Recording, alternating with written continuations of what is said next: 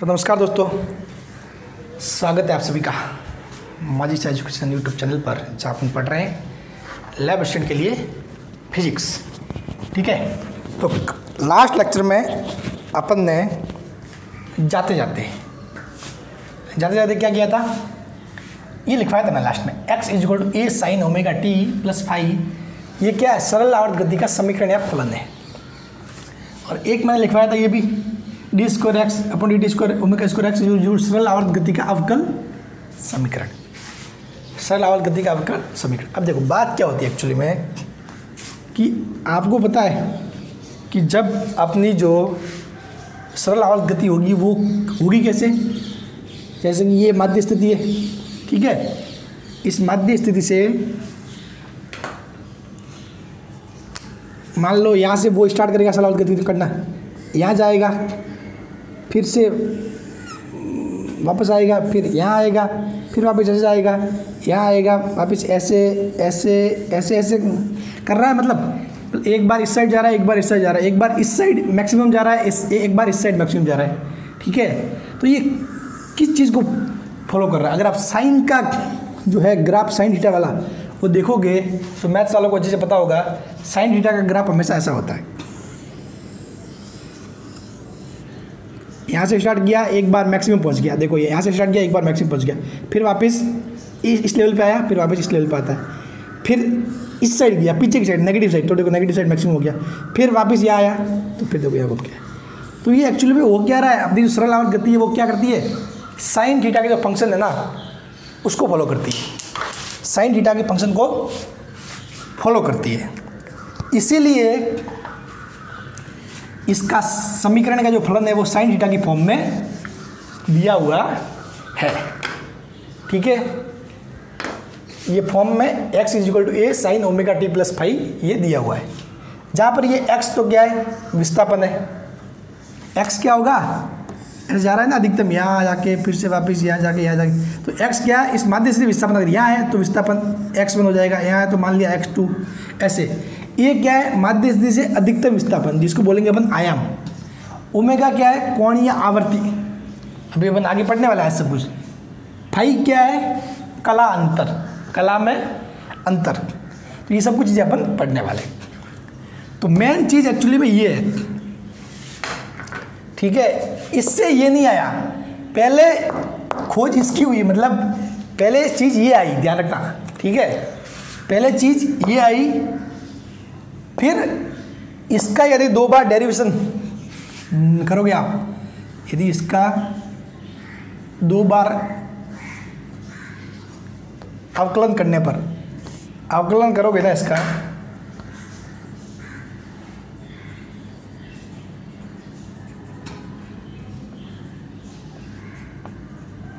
तो ये आ जाता है।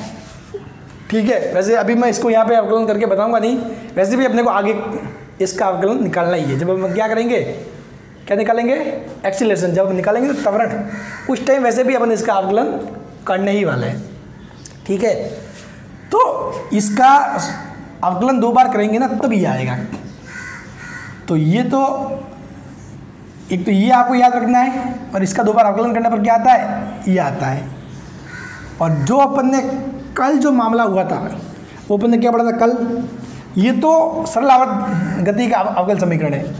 अब अपन ने जो कल पढ़ा कि भाई अपने f = -kx, और इसका अपन ने दो बार अवकलन किया कि ये एक समीकरण है, इसका अपन दो बार अवकलन बोल दो, या फिर मैंने a को क्या लिखा है डायरेक्टली उस फॉर्म में लिख दिया ना, मतलब d²x/dt²। ठीक है, तो वो ये हो गया कि मान लो दो बार अवकलन नहीं है अपने आप में। ठीक है, अपने इसका डायरेक्टली किया नहीं अवकलन, मतलब इसको इस फॉर्म में बना दिया। जब बनाया था तो क्या आ रहा था अपने, d² dt² plus k/m x = 0, ये आ रहा था, इससे अपने कल ये आ रहा था। तो अब अपन क्या करेंगे, हमेशा सरल आवर्त गति में भी अलग अलग टाइप होते हैं, प्रकार होते हैं। ठीक है, किसी का मतलब कोई जैसे कि झूले पे झूल रहा है, ठीक है, सरल लोलक वाला केस, तो उसमें भी क्या करेंगे, तुलना इससे करेंगे, लेकिन समीकरण अपने f इक्वल टू माइनस के एक्स, ऐसा कुछ फॉर्मूला है वहाँ होगा, वहाँ हो सकता है कुछ f इक्वल टू माइनस के थीटा हो, ठीक है, वहाँ कुछ भी हो सकता है, लेकिन उसको इस फॉर्म में लाना है, फिर इससे दोनों की तुलना करनी है। समझ गए? तो ये क्या अपना सरल आवत गति का मेन समीकरण है कि भाई सरल आवत गति साइन थीटा को फॉलो करती है। इसका 2 बार आकलन करोगे तो ये आएगा। ये अपने आप में स्टैंडर्ड है, पहले से फिक्स है, ये पहले से फिक्स है, ये पहले से फिक्स नहीं है, ये अलग अलग चीज़ों के लिए अलग अलग हो सकता है, ठीक है। तो f इक्वल टू माइनस के एक्स को आपने जब लिखा चेंज किया था तो के बाय एम एक्स आया था। फिर यहाँ से अपन ने क्या किया था, ये देखो, अब इन दोनों की तुलना करोगे ना, समीकरण 1 दे दो, इसको समीकरण 2 दे दो, 1 और 2 से यदि आप देखोगे ना तो ओमेगा स्क्वायर इक्वल टू क्या आ रहा है, के एम। ओमेगा इक्वल टू क्या हो जाएगा, रूट बाय के एम, यानी ओमेगा क्या है, कोणीय आवर्ती। ओमेगा क्या है, कोणीय आवर्ती। इसकी वैल्यू कहाँ पे आ गई, ये आ गई। तो अपने को अगर सरल आवर्त गति की कोणीय आवर्ती पता चल गई तो अपन आवर्त काल भी पता कर सकते हैं, ठीक है।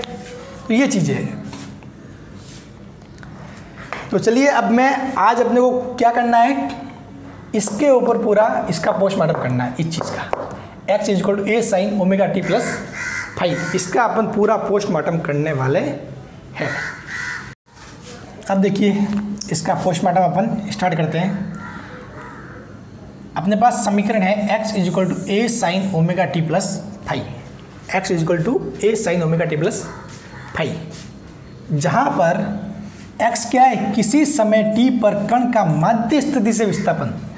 कहाँ से, माध्य स्थिति से, ठीक है। माध्य स्थिति से अगर इस साइड होगा तो पॉजिटिव, पीछे होगा तो नेगेटिव। माध्य स्थिति से विस्थापन है, कहाँ से है, माध्य स्थिति से। समझ गए?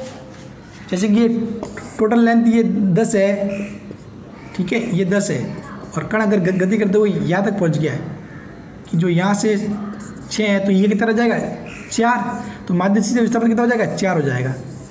समझ गए? टी गया समय, ठीक है। ए को बोलते हैं आयाम, ए को क्या बोलते हैं, आयाम। आयाम यानी कि कण का माध्य स्थिति से अधिकतम विस्थापन, यानी कि वो माध्य स्थिति से अधिकतम कितना दूर जा सकता है, 10 जा सकता है यहाँ पर इस केस में, तो 10 अपना क्या हो जाएगा, आयाम हो जाएगा। ये चीज़ समझ में आ गई होगी, इसमें कोई डाउट नहीं होगा। अब ओमेगा क्या है, कोणीय आवर्ती। कोणीय आवर्ती बोलो या फिर एक हिसाब से आप अगर कोणीय वेग भी बोलो ना, बात सेम ही है, लेकिन अभी अपन आज उसके ऊपर ज़्यादा डिस्कशन करने वाले नहीं, ठीक है। इलेक्ट्रिशियन के हिसाब से इतना आपको कंफ्यूज करने की ज़रूरत नहीं है, आपको यहाँ पे पीएचडी नहीं करना है, ठीक है।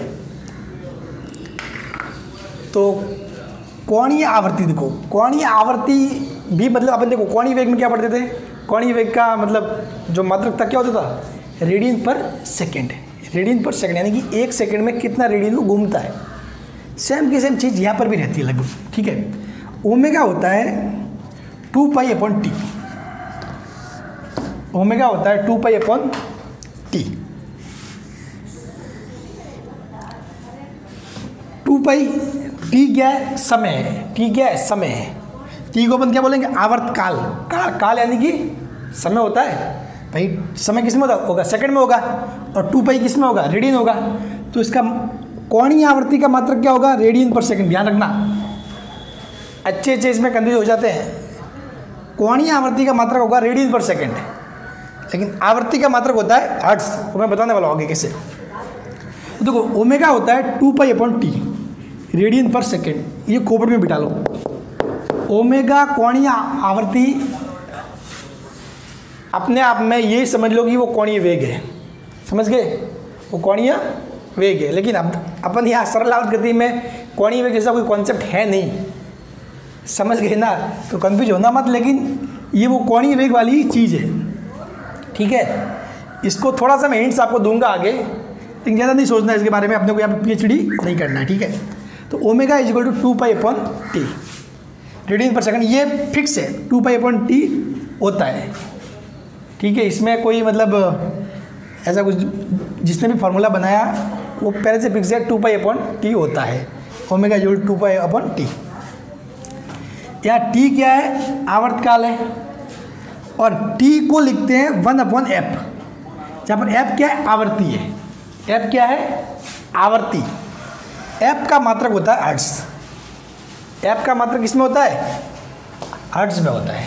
किसमें? हर्ट्ज। ध्यान रखना, आवर्ती का मात्रक होता है हर्ट्ज और कोणीय आवर्ती का मात्रक होता है 2π/t, यानी कि रेडियन पर सेकेंड। अब मुझे ध्यान रखना, आवर्ती आपको एग्जाम में मतलब कुछ भी पूछा सकता है। आवर्ती भी पूछ सकते हैं, कोणीय आवर्ती भी पूछ सकते हैं, तो कंफ्यूज नहीं होना है। आवर्ती होता है t = 1/f। t = 1/f। देखो एक चीज़ देख लो यहाँ से, आवर्ती होता है t = 1/f। ठीक है, तो यहाँ पर t क्या है? आवर्तकाल है। f क्या है? आवर्ती है। अब आवर्तकाल और आवर्ती होता क्या है वो भी मैं आगे आपको बताने वाला हूँ। ठीक है, और यहाँ से आपने देखा ओमेगा = क्या आ रहा है? 2π/t। तो क्या होगा? 2π × 1/t की जगह अगर मैं t यहाँ ले जाऊँ तो f हो जाएगा 2πf। तो आवर्ती और कोणीय आवर्ती में क्या संबंध है? आवर्ती और कोणीय आवर्ती में क्या संबंध है? Omega = 2π × f। Omega = 2πf। ठीक है, ये आवर्ती है, ये कोणीय आवर्ती है, ये आवर्तकाल है। ये चीज़ आपके खोपड़ी में रहनी चाहिए, कभी कंफ्यूज नहीं होना इसके बारे में। ठीक है, इसको सेट कर लो माइंड में। फिर आगे मैं पढ़ाता हूँ आवर्ती क्या होता है और आवर्तकाल क्या होता है। ठीक है, अब देखो पढ़ते हैं आवर्ती क्या होता है और आवर्तकाल क्या होता है। ठीक है, देखो आवर्तकाल को बोलेंगे time period, it's called time period. और आवर्ती को बोलेंगे फ्रीक्वेंसी। क्या बोलते हैं? फ्रीक्वेंसी। ठीक है, इसीलिए इसका सिंबल T, इसका सिंबल F। पहला बात है आवर्तकाल, वह न्यूनतम समय अंतराल जिसके बाद कण अपनी गति की पुनरावृत्ति करता है। वह न्यूनतम समय अंतराल जिसके बाद कण अपनी गति की पुनरावृत्ति करता है। मैंने न्यूनतम क्यों लिखा? मैंने न्यूनतम ही क्यों लिखा? मैं ऐसे भी लिख सकता, वह समय अंतराल जिसके बाद कण अपनी गति की पुनरावृत्ति करता है। तो भाई साहब एक सीधी सी बात देखो, ये माध्य स्थिति है, मैं माध्य स्थिति से भाई अपना एक राउंड पूरा कब होता है? जब मैं यहाँ गया, वापस यहाँ आया, इस साइड आके वापस यहाँ आता हूँ ना, उसको बोलते हैं एक राउंड पूरा होना, एक चक्कर, एक कंपन या फिर एक दोलन। ठीक है, यहाँ जाके वापस बैक माध्य स्थिति में आके पीछे जाके वापस ऐसे आना, उसको बोलेंगे अपन एक चक्कर। अब ये बोलता है कि अगर मैं ऐसे लिखता कि वह समय अंतराल जिसके बाद कण अपनी गति की पुनरावृत्ति करता है, तो मैंने माना कि ये एक सेकंड में ऐसे जाके वापस यहाँ आ रहा है। ठीक है, तो ये क्या होगा?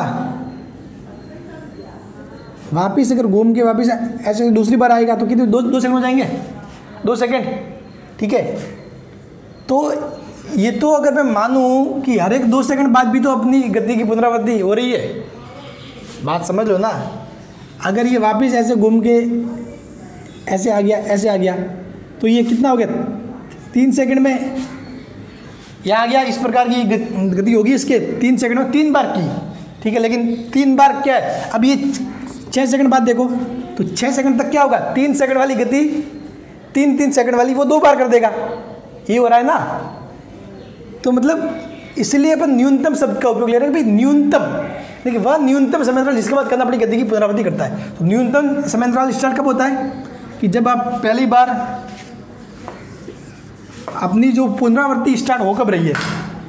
पहले यहाँ गए तब तो पुनरावृत्ति नहीं हुई है, वापस बैक आए तब भी पुनरावृत्ति नहीं हो रही है, वापस ऐसे गए तब भी चेंज है, पुनरावृत्ति नहीं हो रही है, वापस ऐसे तब भी चेंज। लेकिन फिर से यदि इसी पद पर जाने की कोशिश कर रहे हैं तब उस टाइम अपन क्या कर रहे हैं? पुनरावृत्ति करने की कोशिश कर रहे हैं।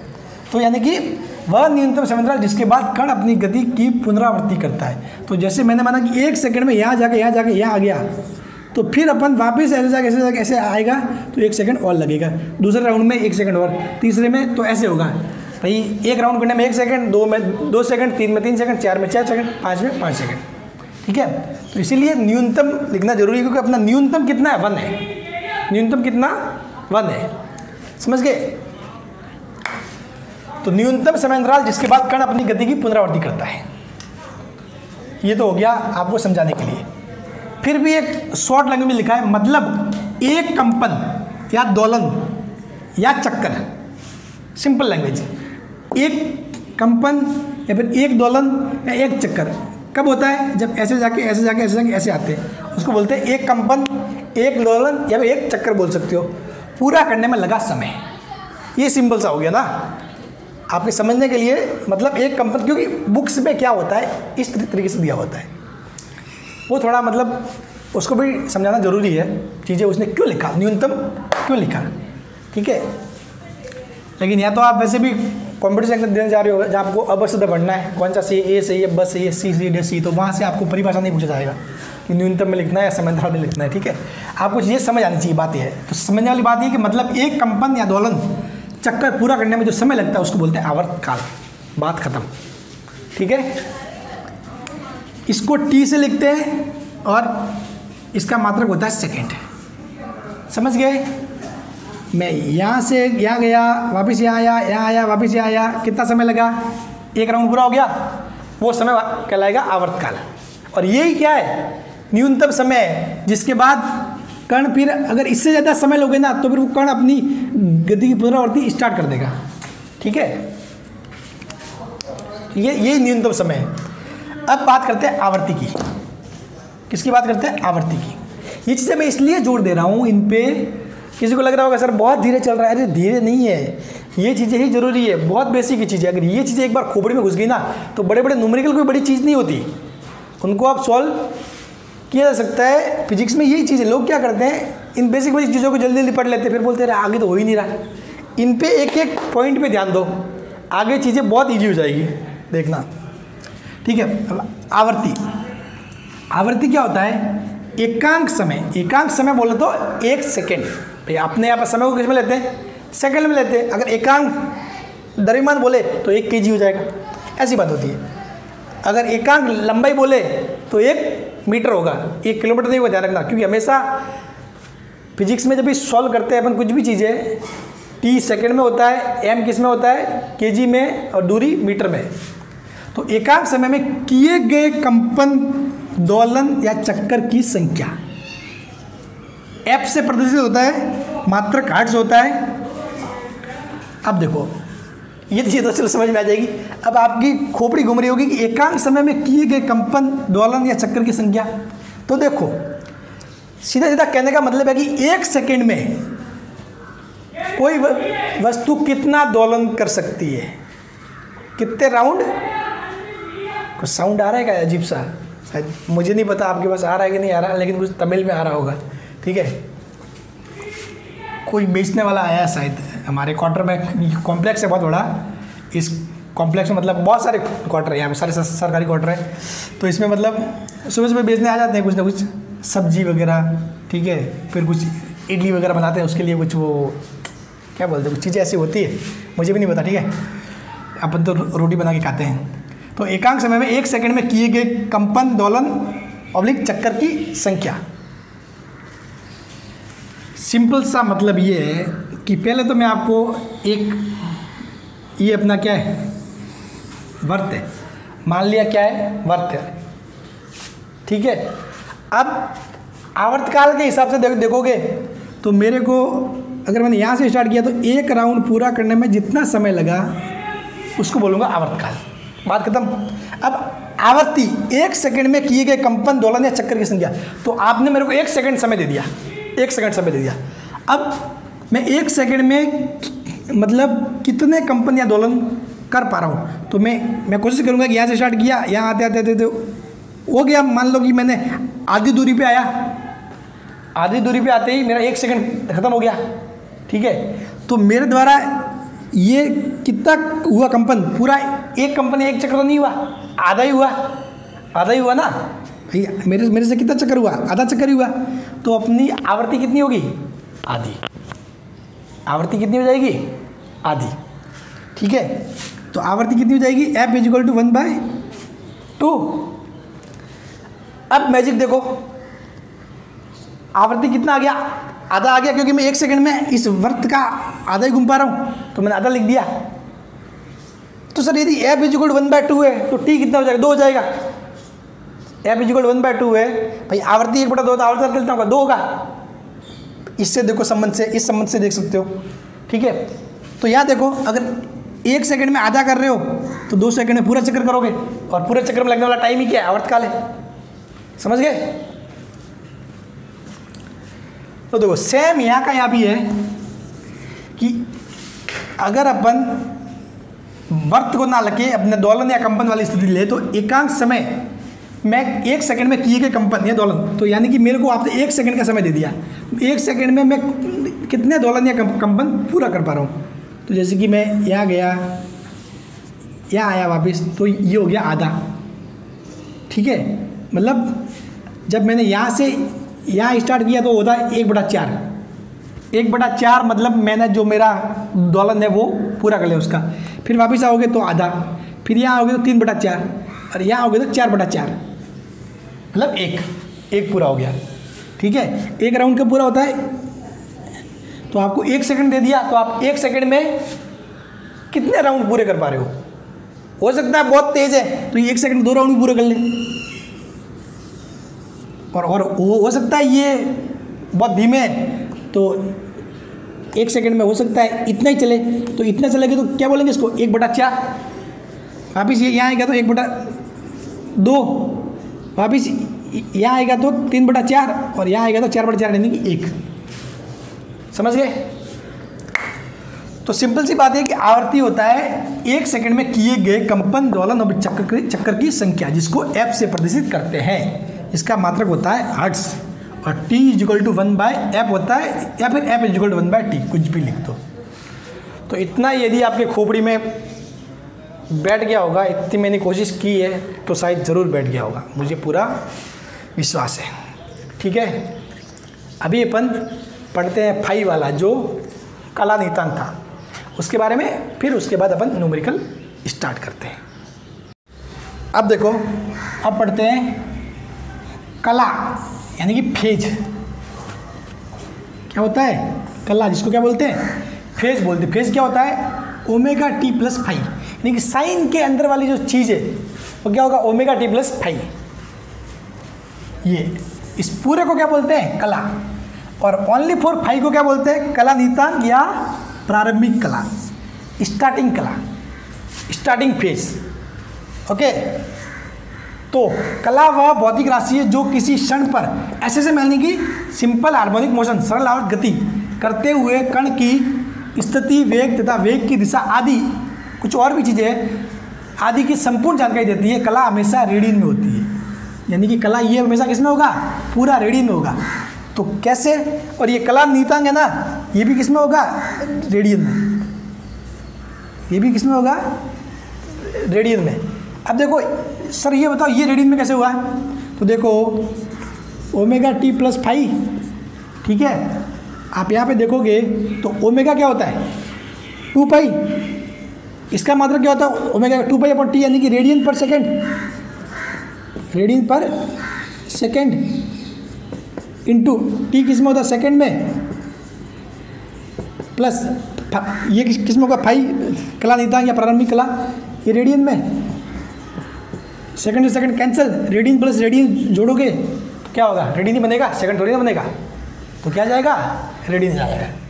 तो कला किस में होगा, रेडियन में, कला नीतांक भी किस में होगा, रेडियन में। और सीधी सी बात है भाई, हमेशा ध्यान रखना, आप जैसे कि मैंने लिख दिया साइन x² + fx + ω, कुछ भी ले लिया, कितनी लंबी समय ले लो, साइन के अंदर कोई पोर्शन आ गया, कॉस के अंदर कोई पोर्शन आ गया, टेन के, तो जो थीटा अपन क्या बोलते हैं, साइन थीटा, थीटा की ये सारी वैल्यू है। और आपको पता है थीटा हमेशा किस में होगा भाई, अपन सॉल्व करने तो किस में लिखते हैं, हमेशा रेडियन में लिखते हैं। डिग्री तो अपनी सहूलियत के लिए एक अलग चीज़ है, ठीक है, लेकिन हमेशा जब सॉल्व करते हैं तब हमेशा उसका मान रेडियन में पुट किया जाता है। समझ गए? हाँ, कहीं पे भी फॉर्मूले में जैसे कि कहीं पे डिग्री नाम की चीज़ आ रही है, यानी कि थीटा आ रहा है, और आप कहीं पे π/2 यानी कि 90 है तो 90 में लिख देना, उसको π/2 लिखना। समझ गए? नहीं तो पूरा सवाल ही आपको गलत हो जाएगा। ये बेसिक बेसिक चीज़ें जो आपको पता होनी चाहिए। और भाई क्या है, कला नितांग या प्रारंभिक कला। अब देखो ये प्रारंभिक कला क्या चीज़ है, तो ये भी कॉन्सेप्ट चलो बता ही देता हूँ, ठीक है। अब देखो फॉर एग्जाम्पल ये क्या है, वर्त है। अब वर्त का चक्कर आपने यहाँ से स्टार्ट किया, माना यहाँ से स्टार्ट किया, तो यहाँ से आप यहाँ आए, आपने कितनी दूरी तय की या फिर कितना किया, π/2, ये π/2 होगा 90। यहाँ से यहाँ आए कितना हो जाएगा, यहाँ आने में π/2, यहाँ आने में पाई, ठीक है। फिर वापस यहाँ आए तो कितना हो जाएगा 3π/2, और फिर से यहाँ आगे वापस पॉइंट पे घूम दो 2π, यानी कि 2π रेडियन जब आप करते हो कवर, तब जाके एक चक्कर पूरा होता है, एक चक्कर पूरा होता है। तो सेम के सेम जब आपके ऐसे जाओगे ना, तो कंपन में यहाँ जाओगे तो मतलब आपकी स्थिति आपने कितना तय कर दिया, यहाँ पे क्या हो जाएगा π/2। या वापस आओगे तो क्या हो जाएगा पाई, आधा हो गया पूरा, यहाँ तक जाना मतलब यहाँ तक जाना, वापस घूम के यहाँ आना मतलब ये पाई, फिर वापस इस साइड जाएगा तो 3π/2, ठीक है, और वापस यहाँ आएगा तो 2π। समझ गए। तो जब आप सरल आवर्त गति है ना, उसमें पॉइंट क्या होंगे, ये वाला π/2 होगा, वापस ये पाई, ये 3π/2, ये 2π। तो इस पॉइंट को आप 2π लिखो, पाई लिखो, मतलब दोनों, ये वापस आते हुए वाला पाई है और ये इस साइड से वापस आते हुए वाला 2π है। समझ गए दोनों का अंतर। अब मैं ऐसा किस लिए बता रहा हूँ, क्योंकि जरूरी थोड़ी है कि सरल आवर्त गति कण यहाँ से गति करना स्टार्ट करेगा। भाई झूला है, ठीक है, कोई झूला झूल रहा है,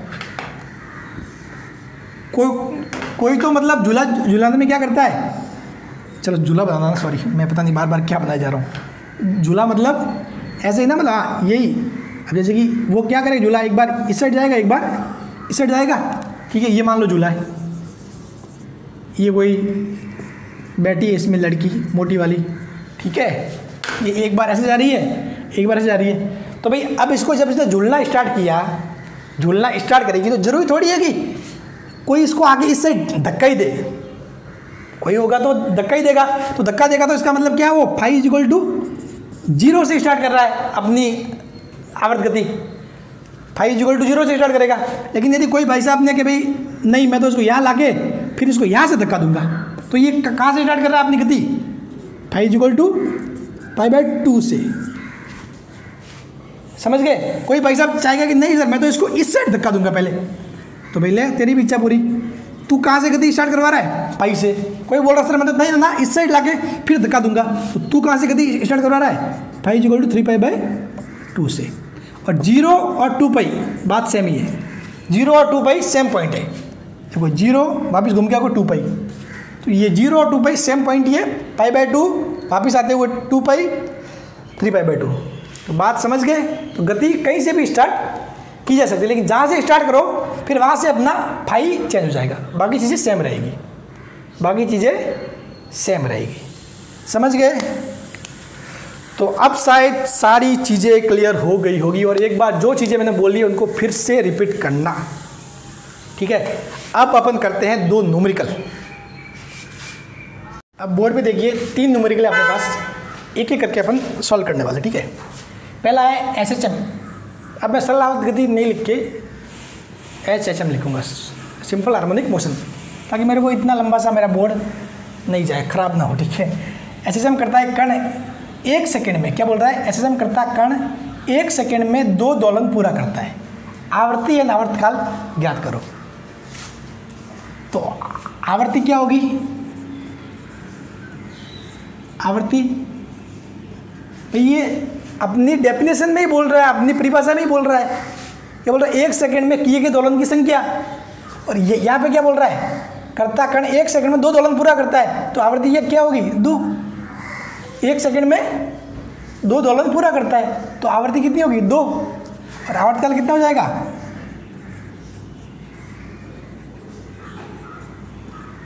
कितना हो जाएगा 1/f आएगा, तो 1/2। ये किस में हो जाएगा हर्ट्ज में, ये किस में हो जाएगा सेकेंड में। समझ गए, इजी है, क्योंकि इसने पहले ही बोला कि 1 सेकंड में 2 दोलन पूरा करता है। तो अपनी आवर्ती की परिभाषा क्या होती है कि 1 सेकंड में किए गए दोलनों की संख्या कितनी है 2, तो आवर्ती 2 हो गई और आवर्तकाल कितना हो गया 1/2। ठीक है, और सिंपल लैंग्वेज में समझो, अगर आपको समझने की ये बोल रहा है कि 1 सेकंड में 2 दोलन क्या, या मान लो या चक्कर मान लो, तो ये बोल रहा है कि 1 सेकंड में ये क्या कर रहा है 2 चक्कर पूरा कर रहा है। यहाँ से स्टार्ट किया, ऐसे आया और ऐसे आया, तो 1 सेकंड में क्या कर रहा है 2 राउंड लगा रहा है वर्त के। तो भाई आवर्ती तो क्या होगी 2 होगी, तो आवर्तकाल क्या होगा, तो भाई 1 सेकंड में 2 लगा रहा है, तो 1 राउंड लगाने में कितना सेकंड लगेगा, आधा सेकंड, 1/2 सेकंड। समझ गए। अब देखिए नेक्स्ट, कण की गति का समीकरण, ऐसे कुछ समीकरण दिया हुआ है, सी दिया जाता है, तो आवर्तकाल, आवर्ती, कोणीय आवर्ती ज्ञात करना है। तो देखो पहले तो इस समीकरण को देखो, क्या दिया हुआ है 1/4 d² x dt² x = 0। क्या इस टाइप की समीकरण को जानते हो, आपने कहीं देखा है? एग्जैक्ट इसके साथ नहीं देखा, लेकिन थोड़ा बहुत मिलता जुलता देखा है ना, तो उसमें कैसे बदल सकते हैं। तो देखो आप क्या करोगे, इस 4 को पूरी समीकरण से गुणा कर दो। अगर 4 से गुणा कर दोगे पूरी समीकरण को, ऐसे कर सकते हैं ना, किसी को ये तो डाउट नहीं है ना, ये भी नहीं आता। मैथ्स में बेसिक चीज़ है, आप पूरी समीकरण को किसी भी संख्या से गुणा कर सकते हो। तो कितना हो जाएगा d² x dt², यहाँ 4 से गुणा कर दो, 4 × 4 कैंसिल, ये कितना हो जाएगा 4x = 0। ठीक है, अब अपने पास सीधी सी समीकरण है d² x dt² ω² x = 0। ये अपने पास समीकरण स्पेशली बनी हुई है। आपको क्या करना है, इसकी और इसकी दोनों की तुलना करना है। क्या करना है, तुलना करना है। तो अब देखो यहाँ से क्या मालूम पड़ रहा है कि ω² = 4 आ रहा है, तो ω कितना हो गया 2 रेडियन पर सेकेंड। ये क्या हो गया, ओमेगा क्या हो गया कोणीय आवर्ती, ओमेगा क्या हो गया कोणीय आवर्ती। अब मैंने बताया था ओमेगा क्या होता है 2π/T, और T को क्या लिख सकते हैं 1/f लिख सकते हो, तो इसलिए ये 2πf हो जाएगा। अब आपके पास एक चीज़ आ गई है, तो बाकी चीज़ें निकाल सकते हो। तो देखो T निकालना है, आवर्तकाल निकालना है, तो T क्या हो जाएगा 2π/ω, ओमेगा कितना है 2, तो आवर्तकाल कितना आ जाएगा पाई आ जाएगा, पाई सेकेंड। और f कितना आ जाएगा, तो f को आप 1/t लिखोगे तो 1/π आ जाएगा। ऐसे कर दो, या फिर ऐसे भी कर सकते हो कि ओमेगा की जगह आप क्या लिखो, कितना आ रहा है 2 आ रहा है, 2 लिख दो, 2 से 2 कैंसिल, तो पाई f = 1, f = 1/π। कैसे भी किसी भी फॉर्मूले से निकाल सकते हो। भले आप t निकाल के फिर इन फॉर्मूले से निकाल दो 1/t = f, या फिर इस फॉर्मूले से निकाल दो 2πf से, कैसे भी कर सकते हो। ठीक है, अब एक सवाल आता है और इसको भी अपन अच्छे से समझने वाले हैं।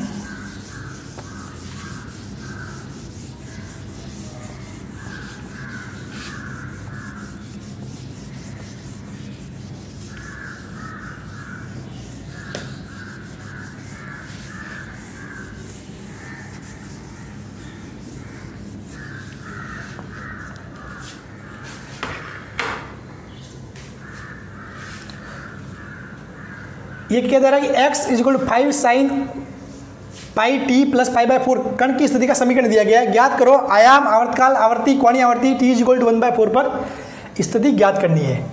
तो सीधी सी बात है, वो कंफ्यूज होने की जरूरत नहीं है। अपने पास स्टैंडर्ड समीकरण क्या है, x = a sin ωt + phi, a sin ωt + phi। अब देखो ये अगर यहाँ पे 5 की जगह कुछ नहीं लिखा हुआ तो आपको उसको मीटर में मानना है, मीटर में ही रहेगा। हो सकता है बहुत बार आपको 5 ऐसे कोष्टक में यहाँ पे 5 के पास में सेंटीमीटर में दे दे, तो फिर वो सेंटीमीटर में होगा। ठीक है, लेकिन जब आप सॉल्व करोगे चीज़ें तब हमेशा मीटर में लिखना है। लेकिन अगर कुछ भी नहीं दिया हुआ है तो आप उसको किस में मानोगे, मीटर में मानोगे। ठीक है, तो पहला ये क्या बोल रहा है आयाम, तो आयाम क्या हो जाएगा a, तुलना करोगे तो एक क्या है 5 है, 5 मीटर, आयाम कितना हो जाएगा 5 मीटर। अब बोल रहा है आवर्तकाल, आवर्ती, कोणीय आवर्ती। तो अपने को यहाँ से पहले क्या इजी दिख रहा है अपने को, ओमेगा आप निकाल सकते हैं। आवर्तकाल क्या होता है, सॉरी कोणीय आवर्ती क्या होती है, कोणीय आवर्ती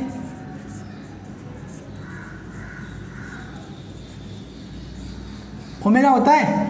यहाँ से तुलना करोगे ओमेगा टी प्लस फाई तो क्या है, फाई की जगह पाई बाई 4 है, टी की जगह टी है, और ओमेगा की जगह क्या है, पाई है। तो पाई रेडियन पर सेकेंड, कोणीय आवर्ती क्या हो जाएगी, पाई रेडियन पर सेकेंड। यहाँ से दिख रहा है ना ओमेगा टी प्लस फाई, तो ये क्या है, पाई क्या है, ओमेगा है।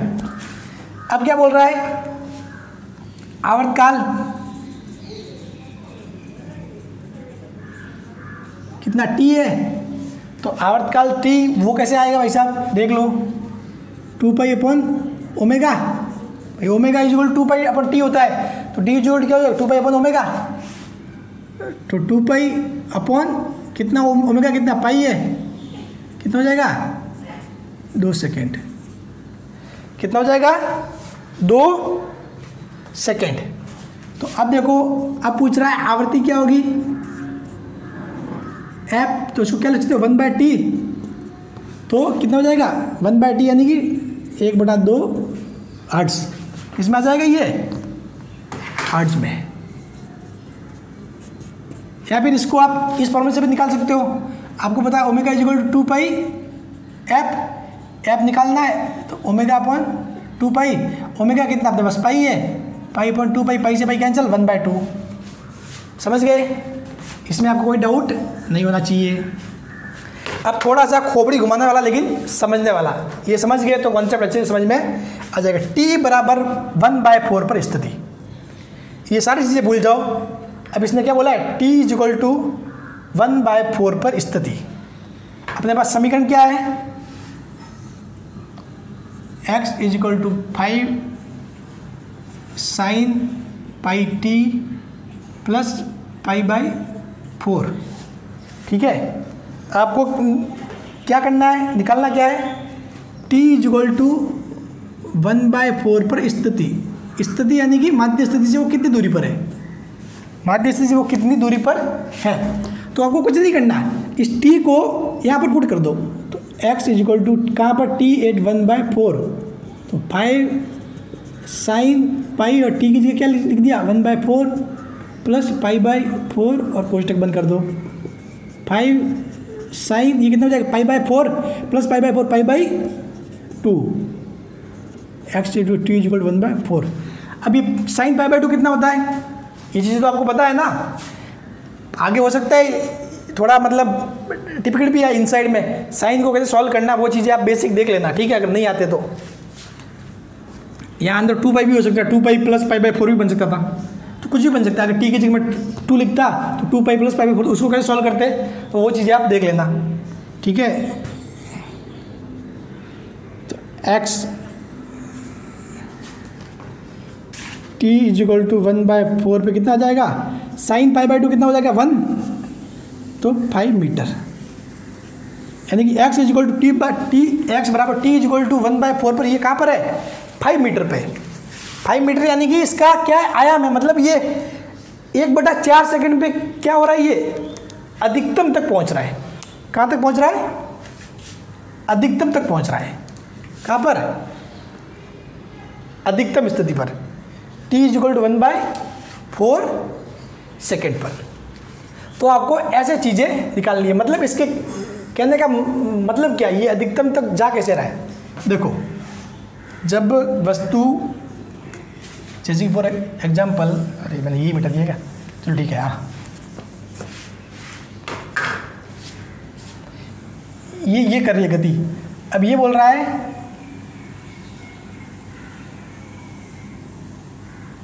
अब देखो, ये अपनी माध्य स्थिति है, ये माध्य स्थिति है। अब देखो, ये मैंने बताया π/2, अब ये मैंने इसका जो स्टार्टिंग फेज है, कला नीता यानी कि प्रारंभिक कला कितनी, π/4, तो π/4 कहाँ आएगा, जब आप यहाँ से स्टार्ट करोगे तो यहाँ पे बीच में आएगा कहीं पे π/4, π/4 कहीं पे बीच में आएगा। इसका मतलब वो गति कहाँ से स्टार्ट कर रहा है, अपनी गति π/2 4 से ही स्टार्ट कर रहा है, पाई बाय 4 से ही स्टार्ट कर रहा है। तो ये बोल रहा है कि 1/4 पर स्थिति कितनी होगी। भाई ये t बराबर 0 यहाँ पर है, यहाँ से स्टार्ट कर रहा है, तो t बराबर 1/4 पर स्थिति कितनी होगी। तो 1/4 पर अपने कितना आ रहा है, 5 आ रहा है। 5 यानी कि मैक्सिमम आयाम, ये अधिकतम विस्थापन 5 आ रहा है। और ये कितनी स्थिति पर पहुंच रहा है, देखो पाई बाय 2 पर। तो t = 1/4 पर ये क्या पहुंच रहा है, पाई बाय 2 पर पहुंच रहा है। ठीक है, अब देखो, अब पाई बाय 4 से पाई बाय 2 जाने में इसको कितना लगा, 1/4।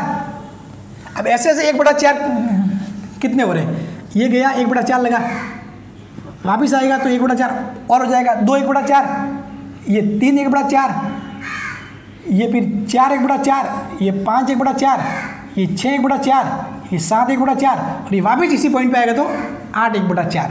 तो 8 × 1/4 कितना आ रहा है, 2 आ रहा है। तो यही तो अपना क्या है, आवर्त काल है, यानी कि एक राउंड पूरा जो कर रहा है उसमें, मतलब एक राउंड पूरा करने में कितना समय लग रहा है, वही तो क्या है, आवर्तकाल है। अपने 2 ही तो आया था आवर्तकाल, देख लो।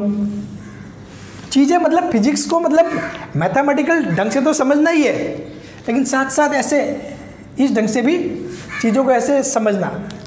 आप खुद का दिमाग लगाओगे ना, बैठ के चिंतन करना होता है, मनन।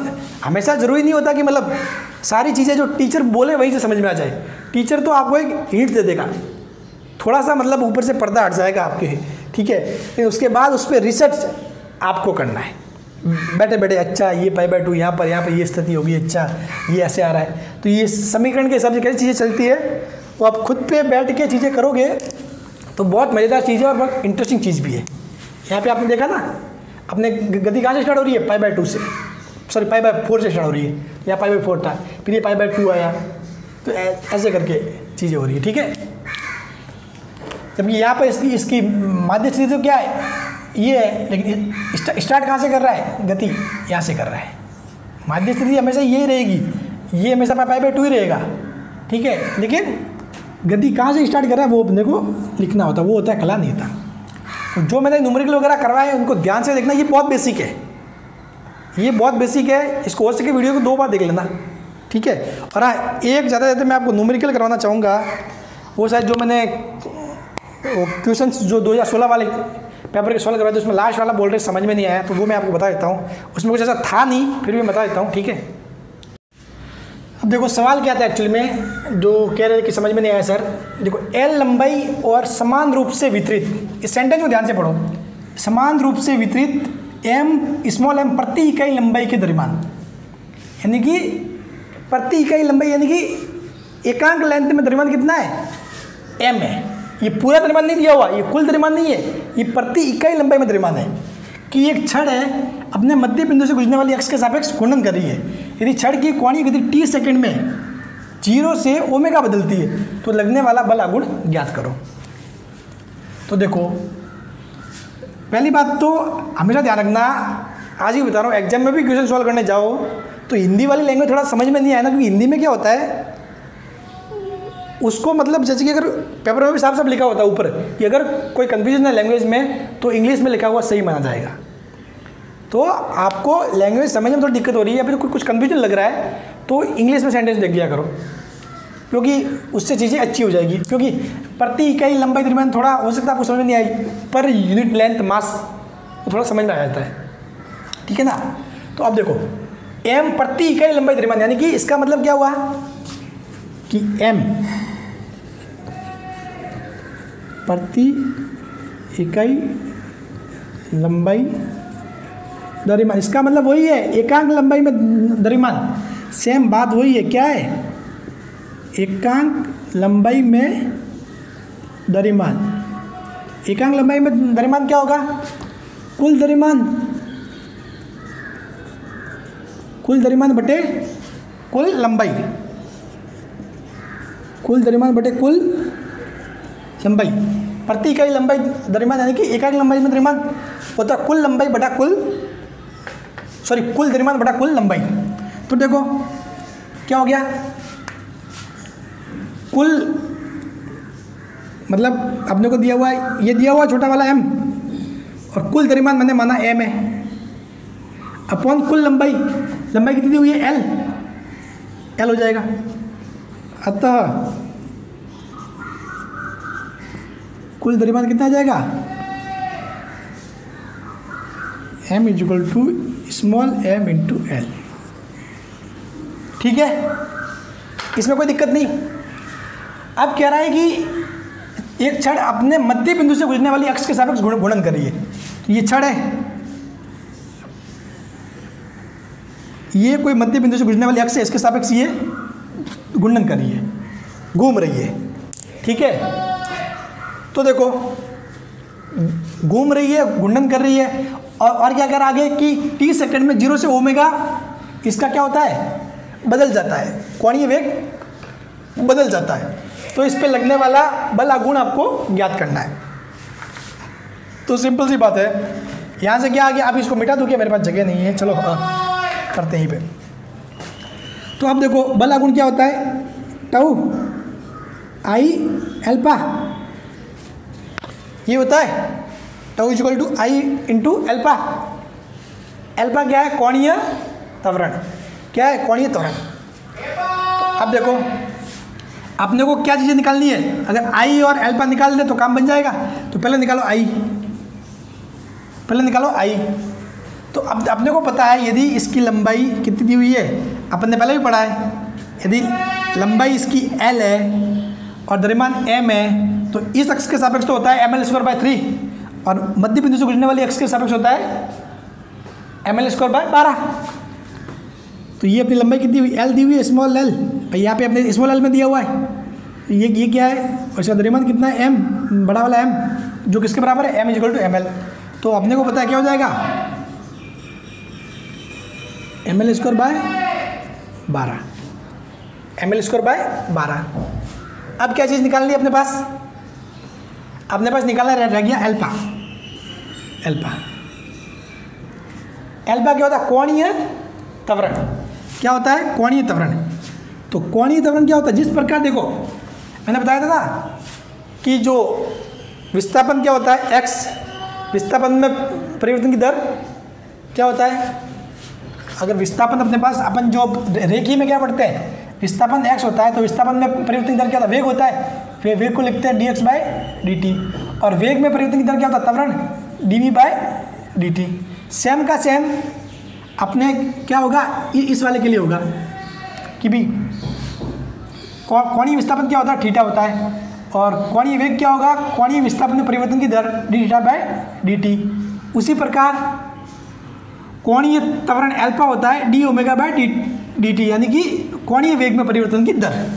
तो ये क्या है, dω/dt। ठीक है, अब देखो सिंपल सी बात है, डी ओमेगा यानी कि ओमेगा में चेंज, ओमेगा में परिवर्तन, समझ गए, dω/dt, ओमेगा में परिवर्तन, नीचे dt यानी कि समय में परिवर्तन, समझ गए। ये क्या है, बहुत छोटा परिवर्तन होता है, बहुत छोटा। तो अपने पास यदि बड़ा दिया हुआ तो भी कोई दिक्कत नहीं है, ये बड़ा है छोटा अपने को ये तो नहीं पता ना एक्चुअली में। ठीक है, ये देखो 0 से छड़ की कोणीय यदि t सेकंड में 0 से ओमेगा हो जाती है, तो भाई इसमें कितना परिवर्तन हुआ कि भाई final omega final minus omega initial, तो ओमेगा माइनस 0, और समय कितना था, समय कितना लगा है, t लगा है भाई, पहले 0 समय था उसके बाद t हो गया, t समय में कितना और ओमेगा हो रहा है, तो ओमेगा/t अल्फा, और अल्फा की जगह ये लिख दो ओमेगा/t, और इस m की जगह क्या लिखोगे, ये स्मॉल m इंटू एल। तो लास्ट में क्या आएगा, m(L3) ओमेगा और 12t, बस। ठीक है, मुझे लगता है कंफ्यूजन शायद इसमें रहा होगा, अल्फा इक्वल टू dω/dt। तो ये चीज़ें होती है, ये चीज़ें होती है, ये बेसिक है। जब आप बढ़ती गति पढ़ते हो ना, तो उसमें ये बेसिक आता सारा। ठीक है, ये सेम उसी प्रकार जिस प्रकार अपना अपन रेखीय गति में पढ़ते हैं कि क्या होता है, a इक्वल टू dv/dt, वेग में परिवर्तन की दर को क्या बोलते हैं, त्वरण बोलते हैं। उसी प्रकार कोणीय वेग में परिवर्तन की दर को बोलते हैं कोणीय त्वरण, dω/dt। तो dω यानी कि ओमेगा में चेंज, dt यानी कि समय में चेंज, समझ गए। तो ओमेगा अपॉन टी। ठीक है, सो आज के लिए काफ़ी हो गया। ऐसा लेक्चर भी बहुत लंबा है, देखना इसको अच्छे से। Thank you so much.